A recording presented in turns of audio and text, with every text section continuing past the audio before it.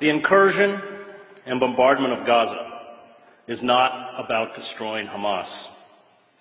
It is not about stopping rocket fire into Israel. It is not about achieving peace.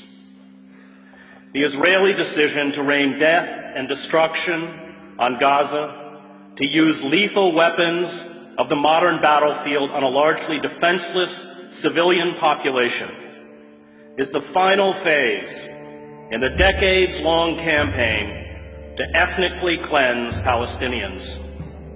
The assault on Gaza is about creating squalid, lawless, and impoverished ghettos in the West Bank and Gaza, where life for Palestinians will be barely sustainable.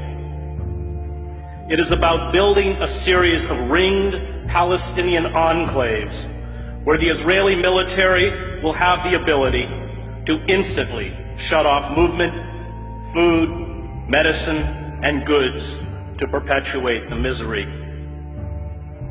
Privilege and power, especially military power, is a dangerous narcotic. Violence destroys those who bear the brunt of its force, but also those who try to use it to become gods. Israel uses sophisticated attack jets and naval vessels to bomb densely crowded refugee camps, schools, apartment blocks, mosques, and slums, to attack a population that has no air force, no air defense, no navy, no heavy weapons, no artillery units, no mechanized armor, no command and control, no army, and calls it a war. It is not a war. It is murder. Images of dead Palestinian children lined up as if asleep on the floor of the main hospital in Gaza are a metaphor for the future. Israel will from now on speak to the Palestinians in the language of death. Those who orchestrate such sieges do not grasp the terrible rage born of long humiliation, indiscriminate violence, and abuse. A father or a mother whose child dies because of a lack of vaccines or proper medical care does not forget. A boy whose ill grandmother dies while being detained at an Israeli checkpoint does not forget. Families who carry the broken bodies of their children to hospitals do not forget.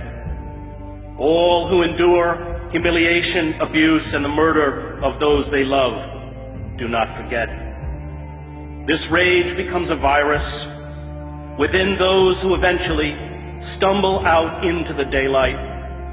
Is it any wonder that 71% of children interviewed at a school in Gaza recently said they wanted to be a martyr? The refusal by our political leaders, from Barack Obama to all but 5 members of Congress, to the major media, to speak out in defense of the rule of law and fundamental human rights exposes our cowardice and our hypocrisy. The public debate about the Gaza attack engages in the absurd pretense that it is Israel, not the Palestinians, whose security and dignity is being threatened. This blind defense of Israeli brutality towards the Palestinians is a betrayal of the memory of all those killed in other genocides in other times. The lesson of the Holocaust is not that Jews are special. It is not that Jews are unique. It is not that Jews are eternal victims. The lesson of the Holocaust is that when you have the capacity to halt genocide, and you do not, no matter who carries out that genocide or who it is directed against, you are culpable.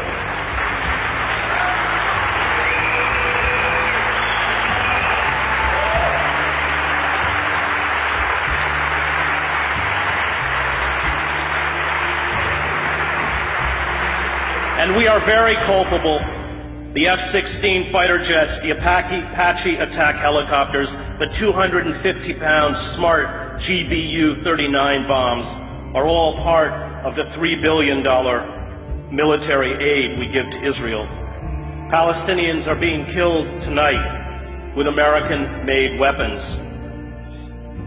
But perhaps our callous indifference to human suffering is to be expected.